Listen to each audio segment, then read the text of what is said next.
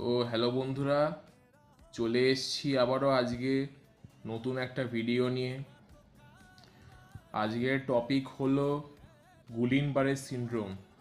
এই টপিকটা আমার একজন চেনা পরিচিত জুনিয়র ডিসকাস করতে বলেছিল আমাকে, তাই এই টপিক নিয়ে ডিসকাস করা। গুলিন-বারে সিনড্রোম এই জিনিসটা নিয়ে বেসিক্যালি যারা নিউরোলজিস্ট তারাই বেশি ডিল করে থাকে। জেনারেল ফিজিশিয়ানরা এই ব্যাপারে খুব একটা ডিল করেন না। তাই আমি জাস্ট গুলিন-বারে সিনড্রোমের কিছু সাইন, সিমটম আর কী কারণে হয় সেটা নিয়ে আলোচনা করব। তো চলুন শুরু করা যাক।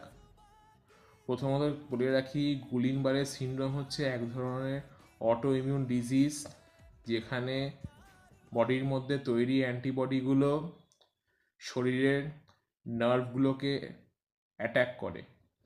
এর জন্য কি হয়, আমাদের বডির হাত, পা, ফেস আর ঘাড় এই এরিয়াগুলো এফেক্টেড হয়, এবং তার জন্য এইসব জায়গাগুলোতে দুর্বলতা দেখা যায়, প্রচুর উইকনেস ফিল করা যায়।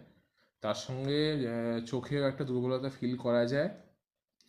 আর এমনি যেটা দেখা যায় খুব কমনলি, আর যে সিমটমটা দেখা যেতে পারে সেইটা হচ্ছে শ্বাসকষ্ট এবং তার সঙ্গে খাবার খেতে না পারা, গলা দিয়ে খাবার নামছে না, এই দুটো সিমটমও দেখা যেতে পারে। এবং এই শ্বাসকষ্ট এমন পর্যায়ে যেতে পারে যার জন্য পেশেন্টকে হসপিটালে ভর্তি করতে হলেও হতে পারে। আর নতুন যে বাচ্চারা জন্ম নিচ্ছে তাদের ক্ষেত্রে গুলিন-বারে সিনড্রোম দেখা যায় মাঝে মাঝে, যদি তার মা আগে থেকে গুলিন-বারে সিনড্রোমে আক্রান্ত হয়ে থাকেন।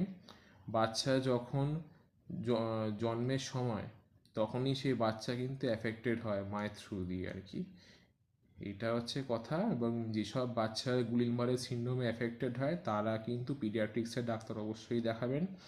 আর যে বড়রা এসব সিমটম নিয়ে সাফার করছেন তারা অ্যাজ আর্লি অ্যাজ পসিবল বাড়ির কাছাকাছি কোনো নিউরোলজিস্টকে দেখিয়ে নেবেন।